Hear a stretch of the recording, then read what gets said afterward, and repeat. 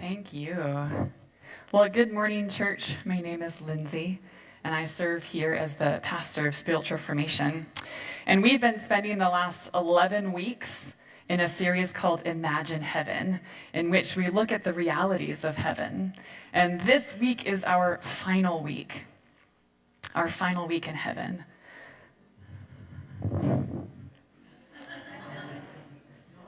Right, I know.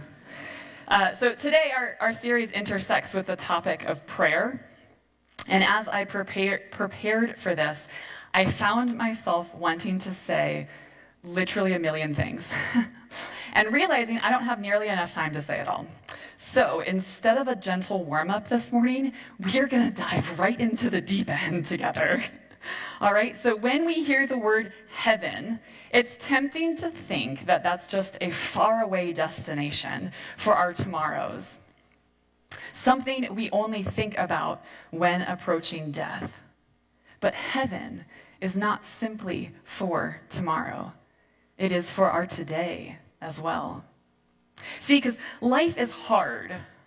When you look around, it's easy to see that things are broken, right? You don't need me to tell you this because you can see it with your own eyes. We get sucked into drama triangles. We have to navigate health crises. We experience fear or anxiety or worry. We hear the alluring whisper to things that are not healthy for us to engage in. We experience shame that binds us up, right? We witness violence, abuse, misuse of power, and it's all hard. Yet, there is hope. Every time forgiveness happens, or addiction loses its grip, or someone discovers Jesus, heaven actually touches earth. In the face of all this brokenness, God doesn't invite us to escape from life, but rather to partner with him in it. When Jesus came to earth, he initiated the kingdom of heaven, a present reality that perfectly reflects God's goodness. Heaven is God's throne room, his seat of power, if you will, defined by sacrificial love, the love that he poured out for us on the cross. If you want to hear more, listen to Pastor Peter's sermon from last weekend. But God's usage of power stands in stark contrast to how we so often live our lives, if we're honest with ourselves. Right? There's a famous theologian named Dallas Willard, and he said, "The earth is a little rebellious pocket where the kingdom of me rules." Now, if you've ever interacted with a toddler, you know this to be true. Right? Our brains literally start out by only caring about ourselves. And even as we grow and mature and learn to care for others, that little kingdom of me tries to reign. But as we surrender to God, he reveals to us that he wants to break through that kingdom of me and use us to bring the kingdom of heaven here to earth. Now, how might he do that? Well, thank you for asking the question. How might he do that? I think it's through the same means that Jesus did. And I think that means is prayer. Jesus woke up early to pray. When he was exhausted, he'd get away to pray. When he did miraculous things, he'd then go and pray. When he stepped into new or difficult seasons, he prayed. And the disciples got to see this up close. In fact, it is the only thing they ever explicitly asked Jesus to teach them. Think about that. Scripture never records the disciples asking Jesus how to be a carpenter, how to preach a sermon, how to gather a crowd, or how to resolve conflict amongst people. They only asked for one thing. In Luke chapter 11, they said, "Lord, would you teach us to pray?" And they asked because they saw something radically different in the way that Jesus prayed. For Jesus, prayer wasn't a religious checklist. It wasn't a performance to sound good and get the affirmation of people. It was a lifeline. It was how Jesus pulled the kingdom of heaven down to earth, both for his own good and for the good of everyone around him. So in response to that request, Jesus gave them the words that have now shaped history. He said to pray like this: "Our Father in heaven, hallowed be your name. Your kingdom come, your will be done on earth as it is in heaven." Notice the direction of that prayer. It's not, "Our Father in heaven, stay in heaven and bring us to you so that we can escape everything hard in life." Right? It's not like that. What is it? It's, "Our Father in heaven, your name is holy. Would you transform the earth here to make it more like heaven that reflects your goodness and your glory?" Jesus teaches us to invite heaven down to earth. This means that prayer is so much more than just talking to God. It is actively participating in the work of heaven. It is where eternity intersects with our daily lives, for our families, our coworkers, even the random people we brush past at the grocery store. We are inviting heaven into their worlds so that they can experience the goodness of God. Henry Nouwen, an Ivy League professor, now turned minister to adults with disabilities. He's passed away now. But he says, prayer is first of all listening to God. It's openness. God is always speaking. He's always doing something. Prayer then is to enter into that activity. And I love that phrase, enter into that activity. Prayer is not about convincing a distant God to care or begging him to do something. God already cares. God is already doing something. Prayer is simply stepping into that which God is already doing and partnering with him on behalf of the world around us. We see this radical example of what happens when God's people enter into that activity in the book of Acts. There's a lot of examples, but we're just going to look at this one in the book of Acts in chapter 12. And it says, we're not going to read it yet. At this point in history, Jesus has ascended into heaven, and the early church was facing intense persecution. In fact, King Herod had already executed the apostle James. And now Peter was in prison awaiting probably the same fate. He was in the deepest part of the prison, chained and with guards standing watch over him. It was a pretty hopeless situation. So the church did the only thing that the church could do.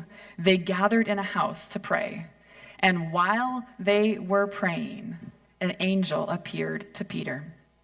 Peter followed him out of prison, but he had no idea that what the angel was doing was really happening. He thought he was seeing a vision. They passed the first and second guards and came to the iron gate leading to the city. It opened for them by itself, and they went through it. When they had walked the length of one street, suddenly the angel left him. Then Peter came to himself and said, "Now I know without a doubt that the Lord had sent his angel and rescued me from Herod's clutches and from everything the Jewish people would hoping would happen." When this had dawned on him, he went to the house of Mary, the mother of John, also called Mark, where many people had gathered and were praying. So Peter was in deep trouble. The odds were entirely stacked against him.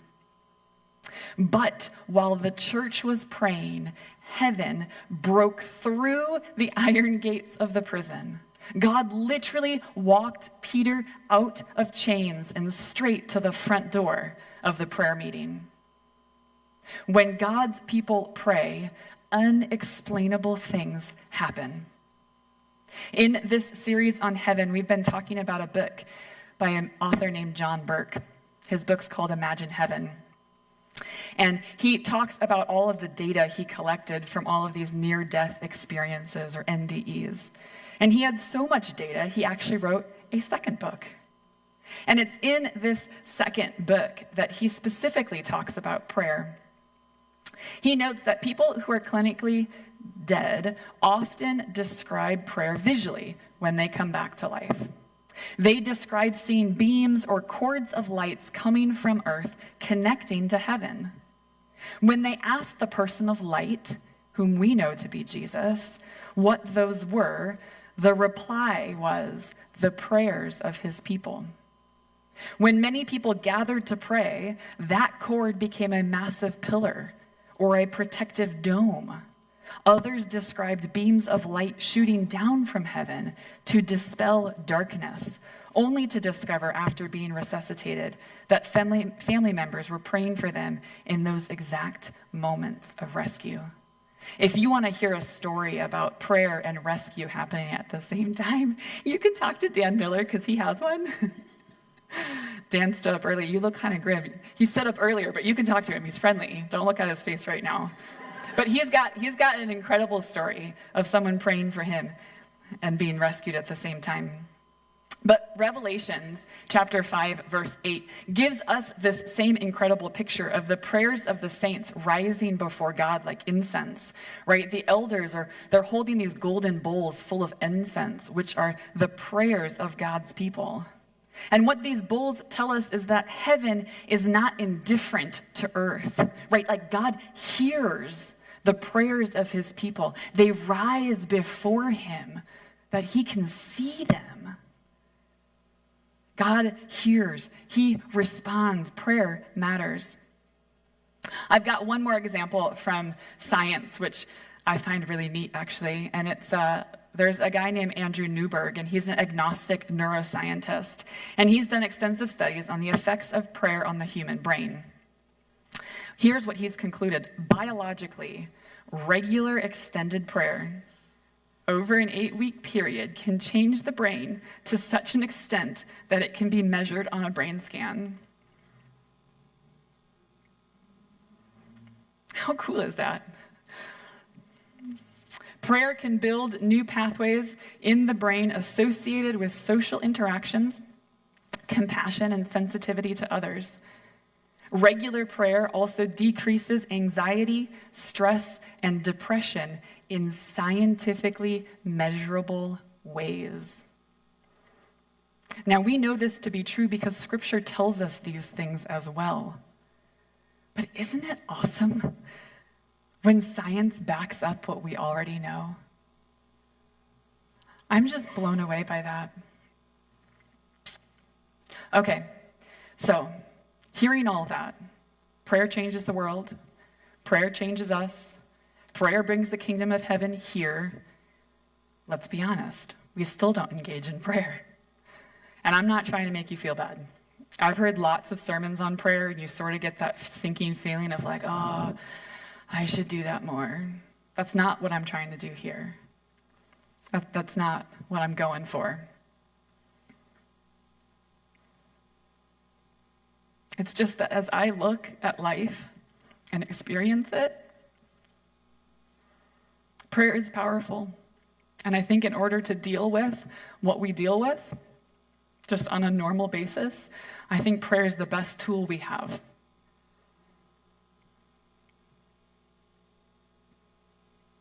But I have a confession to make. I'm preaching on prayer today, aren't I? But this week, I felt far too busy to stop and pray for this sermon. Isn't that funny? See, I thought that I'd written it in advance and I wouldn't have to do much in order to stand here and deliver it today. But I was wrong. Tuesday, while battling a migraine, I felt I had new vision for this message, but I was in too much pain to open my laptop. Wednesday, after a prayer walk with our spiritual formation coordinator, Leslie, I planned to address my sermon and spend some time in it. But then I got a phone call from a friend that she needed us on her farm earlier, and so we ran out the door in order to go help her. And by the time that I sat down in the afternoon, I realized a complete rewrite was in order. And so I tried, and just nothing felt right. So I started again, and then I started again. And then Thursday was swallowed up by other tasks. And finally on Friday, with only an hour of childcare left, I cried out to God in total desperation, "This isn't working. I'm never going to finish." And then I sort of just sat there and groaned. You know when you've got something to do and you're just like, oh, right? This was not my finest moment in prayer, but it was an authentic moment in prayer. And as it turns out, it was the exact prayer I needed to pray. Romans 8:26 tells us, "In the same way, the Spirit helps us in our weakness. We do not know what we ought to pray for, but the Spirit himself intercedes for us through wordless groans." I had the groaning part covered, and God was doing work. And suddenly, as I sat there groaning, it was like I could see a transcript forming in my mind of the words to say. And so I began to type and type and type and type, and here we are today. See, I had thought that I was simply too busy to pause and pray because I had a hard deadline. I needed to do something here this morning with all of you, right? And so I just needed to finish. I just needed to get it done. And I totally lost sight of the reality that actually pausing to pray and acknowledge my desperation allowed God to then do the work. And finally, I was able to finish typing it up. It actually made it go faster, right? And yet sometimes we feel like, no, we're too busy, we can't do that. I think another obstacle to prayer is sometimes it can feel like a waste of time, especially when we don't get what we want. Can we force God to do something? No. What if that something aligns with heaven? Can we force him then? Still no, right? But we can ask. Now, I have 3 children, and I think like every day they ask if they can have popsicles. Is that right? Okay, don't listen to her. She's only one of 3, okay? So the other 2 also ask, right? So it feels like every day to me. Okay, so every day they ask for popsicles. And I say no much more often than I say yes. And for some reason, they keep asking, like every day they ask. Jesus teaches us to ask exactly like that. In Luke 11, he says, "Suppose you have a friend, and you go to him at midnight and say, 'Friend, lend me 3 loaves of bread. A friend of mine on a journey has come to me, and I have no food to offer him.' And suppose the one inside answers, 'Don't bother me. The door is already locked, and my children and I are in bed. I can't get up and give you anything.' I tell you, even though he will not get up and give you the bread because of friendship, yet because of your shameless audacity, he will surely get up and give you as much as you need." My children definitely have shameless audacity. In fact, many children do. But then we become adults. And we often stop being audacious. We feel bad asking. Or we don't think it'll happen, so we just give up. Or we don't know what to ask for, so we don't even try. We trade the bold posture of a child for the rather lame posture of an overthinking adult. And this brings us to our third obstacle. Our fear can hold us back because we think we don't know what to say. Sometimes we listen to someone else pray and we think, man, they sound so good. Where'd that come from? I mean, it's so eloquent. I wish I could pray like that. I think Jesus addresses this as well. He says, do not keep on babbling like pagans, for they think they will be heard because of their many words. Do not be like them, for your Father knows what you need even before you ask him. The good news is we don't have to be eloquent to be effective.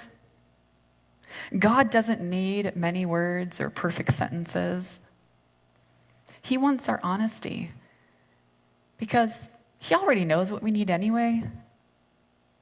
He just wants us to engage with him. But what about the deepest or hardest obstacle?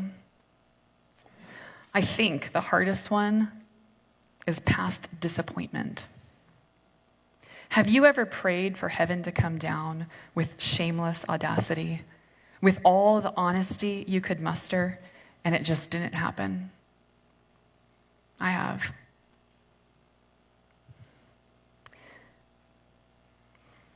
My best friend is articulate and warm, funny in a British kind of way, a brilliant theologian, so thoughtful.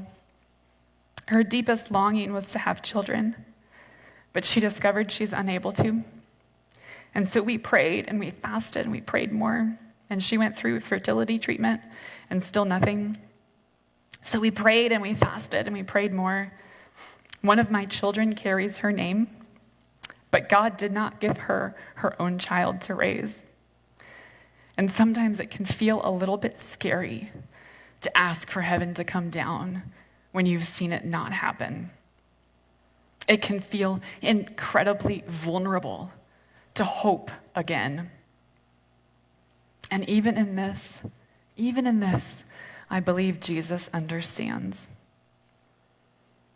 Jesus, in the Garden of Gethsemane, he went with his disciples, and he said to them, "Sit here while I go over there and pray." He took Peter and the 2 sons of Zebedee along with him, and he began to be sorrowful and troubled. Then he said to them, "My soul is overwhelmed with sorrow to the point of death. Stay here and keep watch with me." Going a little farther, he fell with his face to the ground and prayed, "My Father, if it is possible, may this cup be taken from me. Yet not as I will, but as you will." Jesus is overwhelmed with sorrow to the point of death. He asks his Father to take away what's coming next, which was his journey to the cross. Did God answer that prayer with an okay? You don't have to. No. Jesus knew the heavy, agonizing weight of unanswered prayer. But he did an incredible thing that I often fail to do. And that was he ended with, "Not my will, but your will."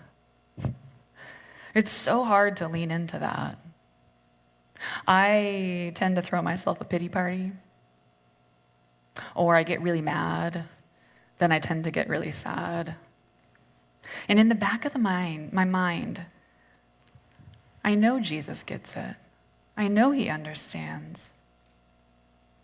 There is a woman named Joni Eareckson Tada who injured herself at the age of 17. And she became a paraplegic, meaning she couldn't move her arms or legs, though now she can move her shoulders a bit. And in the face of despair, she discovered Jesus and committed to following him all the days of her life. And she has changed the world as we know it for those living with disabilities.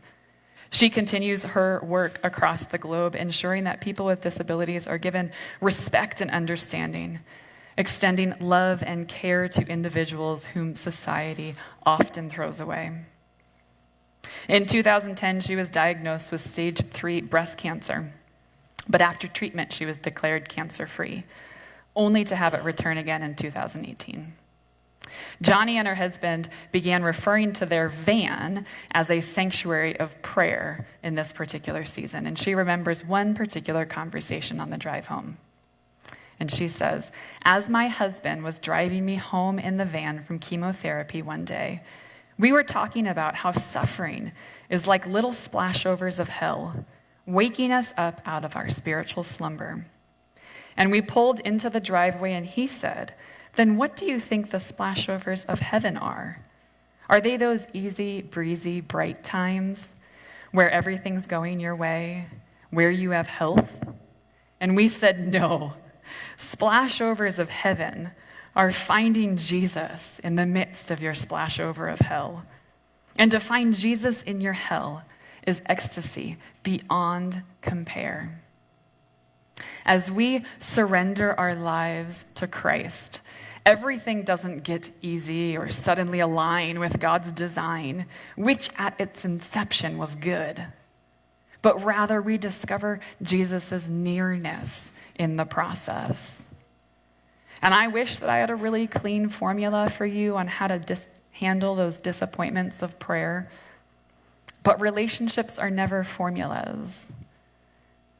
My only invitation to you would be to connect to God anyway, because God cares and God is working. We're actually going to take a little time to practice connecting right now. And we don't need to be perfect, and you don't need to have eloquent words. We just need to bring our honest hearts into the room. And so we're going to move through 3 simple movements of prayer. They will be on the screen as we go, but they're the idea of surrender, receive, and bless. Afterwards, if you want someone to pray for you, we will have prayer partners up here. They will come up the moment that we start singing together. So if you want more prayer, you're welcome to go. But we're first going to start with this idea of surrender. Just like Jesus in the garden said, "Not my will, but your will." Will you take a moment now? What do you need to release to God this morning? Perhaps a disappointment, perhaps something you're trying to control. If you are willing, would you start with closed hands? And as you are ready, would you simply open your hands to the Lord as you release those things to Him and surrender? Take a moment.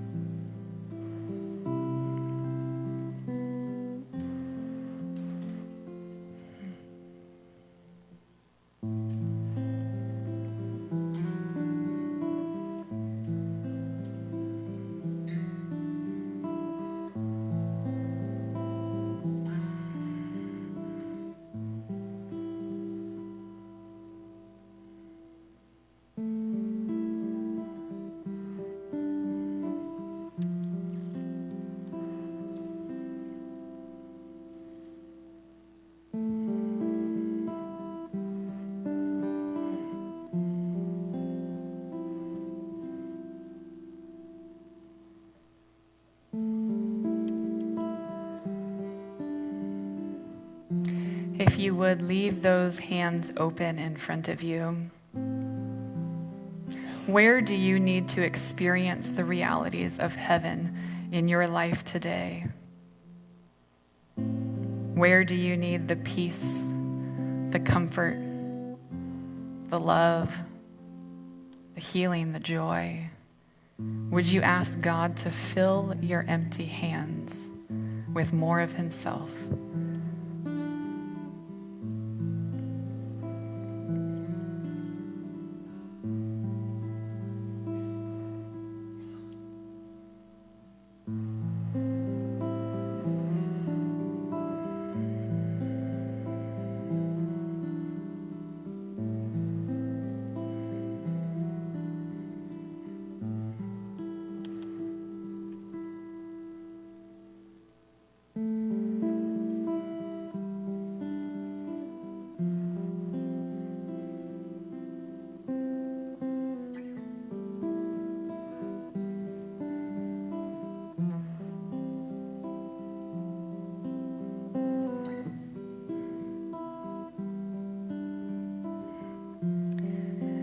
And if you are ready, let's get ready to bless.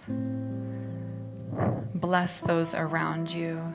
Who do you know who needs to experience the kingdom of heaven? Would you bring their face to mind right now and lift them up to the Father?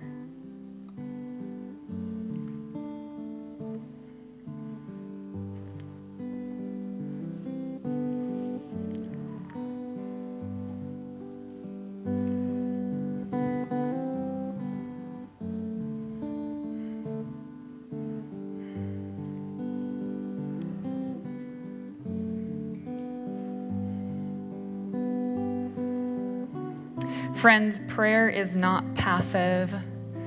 Prayer is participatory.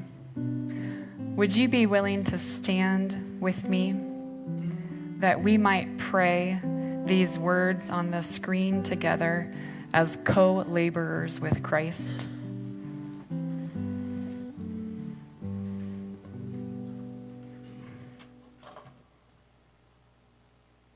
Our Father in heaven, hallowed be your name. Your kingdom come. Your will be done on earth as it is in heaven. Lord, this world is not yet as you intend it to be. But God, we recognize that heaven is coming. Heaven is coming.